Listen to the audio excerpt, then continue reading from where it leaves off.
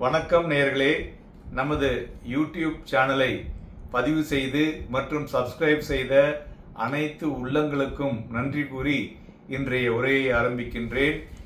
நண்பர்களே, போன வாரம் நமது சந்தைகள் சைக்கலாஜிக்கல் மார்க் என்று சொல்லக்கூடிய நிஃப்டி 25,000க்கு மேல் சென்று அதன் பிறகு அந்த லெவலில் நிற்க முடியாமல், அதாவது ஒரு சஸ்டைனபிள் மொமெண்டத்தில் செல்லிங் ப்ரெஷர், அதாவது ப்ராஃபிட் புக்கிங்கில் கடைசியில் க்ளோசிங்கில் ஒரு 0.5% கீழே விழுந்து ஓவராலாக 24,717 முடிவடைந்திருக்கிறது. இரண்டு காரணிகள், ஒன்று ப்ராஃபிட் புக்கிங், இரண்டாவது குளோபல் மார்க்கெட்டினுடைய வீக்னஸ். இவை இரண்டும் வெள்ளிக்கிழமை என்று நமது சந்தைகள் மலமலன்னு விழுந்ததுன்னு சொல்லலாம்.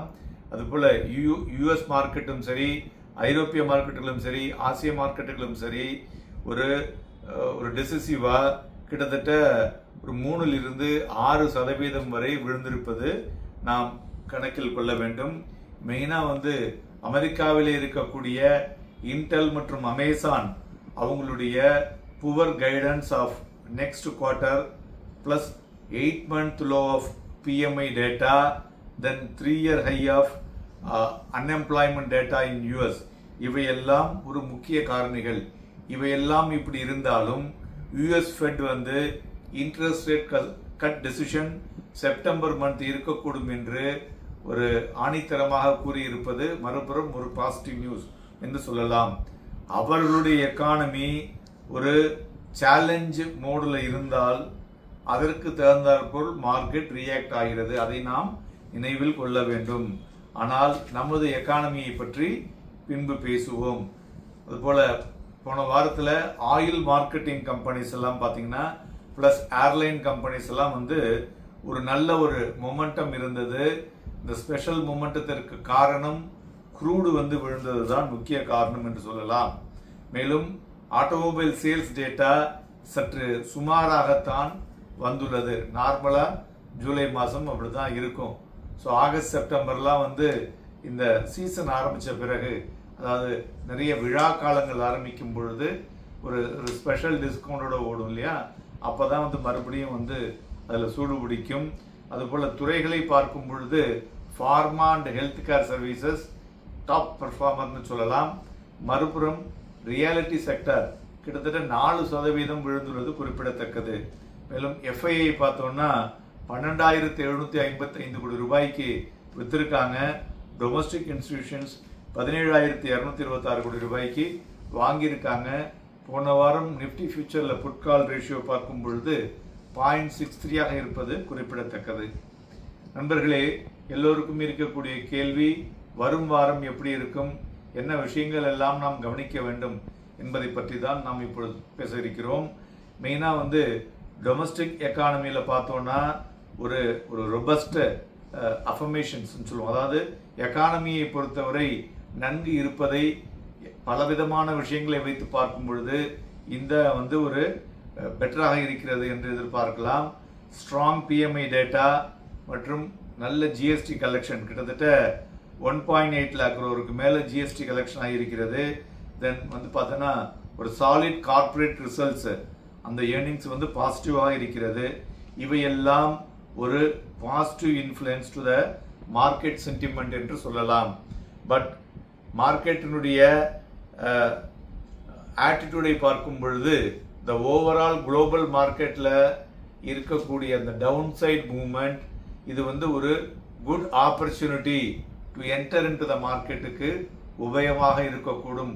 நம்ம மார்க்கெட் இறங்குது அப்படின்னு கவலைப்படுவதை விட மார்க்கெட் இறங்கும் பொழுது அதை நம்ம ஒரு ஆப்பர்ச்சுனிட்டியாக யூஸ் பண்ணிக்கணும். ஏன்னா எல்லாமே நமக்கு அதாவது சில டெஸ்ட் சொல்லுவோம்ல, அந்த டெஸ்ட் எல்லாம் பாசிட்டிவாக இருக்கும் பொழுது அது எப்படி அது உங்கள் உடம்புல அது எகெயின்ஸ்டாக போகும். அது மாதிரி தான் நம்ம தேவையில்லாமல் சைக்கலாஜிக்கலாக நிறைய விஷயங்களை மனதில் உட்கொண்டு அதற்கு தகுந்தாமல் மார்க்கெட்டில் தேவையில்லாத கவலையும் சந்தேகத்துக்கான இடத்தையும் வைப்பதை விட்டுவிட்டு என்ன நடக்கிறது என்பதை பார்த்துவிட்டு நீங்கள் எந்த துறைகளை எடுத்துக்கொள்ள போகிறீர்கள், அந்த துறைகளில் அந்த பங்குகள் என்ன பண்ணுகிறது என்பதை பார்த்து வியாபாரத்திலே நீங்கள் முதலீடு செய்யும் பொழுது உங்கள் முதலீடு கண்டிப்பாக குறையவே குறையாது. ஒரு லாங் டேர்மில் ஒரு நல்ல ஒரு ரிட்டர்னை கொடுக்கக்கூடும். ஸோ அதனால ஏன்னா நம்ம கமெண்ட்ஸ்லேயே நிறைய பேர் பார்த்தேன், அவங்களுடைய ஒரு மாதிரியான ஒரு பதற்றத்தை என்னால் காண முடிந்தது. நிறைய பேருடைய மெசேஜஸ் இமெயில் வந்ததுலையும் பார்த்தீங்கன்னா அந்த பதற்றம் இருக்கிறது. சந்தைகளை பொறுத்தவரை பதற்றம் வைத்துக் கொண்டிருந்தால் உங்களால் பணம் பண்ண முடியாது. பதற்றத்தை தூக்கி எறியுங்கள். நீங்கள் ரியலிஸ்டிக்காக மார்க்கெட்ல ரிசர்ச் பண்ணீங்கன்னா உங்களால பணம் பண்ண முடியும். அதுபோல இன்ட்ராடேயை பொறுத்தவரை நாம் கொடுக்கக்கூடிய இந்த விஷயங்களை எல்லாம் கரெக்டாக கேப்சூல் பண்ணிட்டு நீங்க மார்க்கெட்ல என்டர் பண்ணீங்கன்னா உங்களால நிச்சயமாக தினந்தோறும் ஒரு நல்ல லாபத்தையும் ஈட்ட முடியும். இந்த வாரம் துறைகளை பார்க்கும் பொழுது போக்கஸ் பண்ண வேண்டிய துறைகள்னு பார்த்தோம்னா எஃப்எம்சிஜி, ஆட்டோ, பார்மா, ஐடி மற்றும் ரீட்டைல் இதெல்லாம் மறுபடியும் ஒரு மொமெண்டம் வரக்கூடும் என்று எதிர்பார்க்கலாம். அதுபோல ரயில், பிஎஸ்யூ அண்ட் டிஃபென்ஸ் ஸ்டாக்ஸ் பார்த்தோம்னா நல்லாவே பீட்டன் ஆயிருக்கு. ஸோ அதனால இந்த துறைகளில் மொமெண்டம் வரக்கூடும் என்று எதிர்பார்க்கலாம். அது ஒரு நீண்ட கால அடிப்படைக்கு முதலீடு செய்வதற்கு அட்ராக்டிவாக இருக்கிறது என்று சொல்லலாம். டெக்னிக்கலி பார்த்தோம்னா Nifty previous all time high அதை கிராஸ் பண்ணி இருக்கிறது குறிப்பிடத்தக்கது. அதாவது டெய்லி ஸ்கேல்ல பார்க்கும் பொழுது ஸ்டில் அந்த ஸ்ட்ராங் புல்லிஷ் மொமெண்டம் இருந்து கொண்டுதான் இருக்கிறது என்று சொல்லலாம்.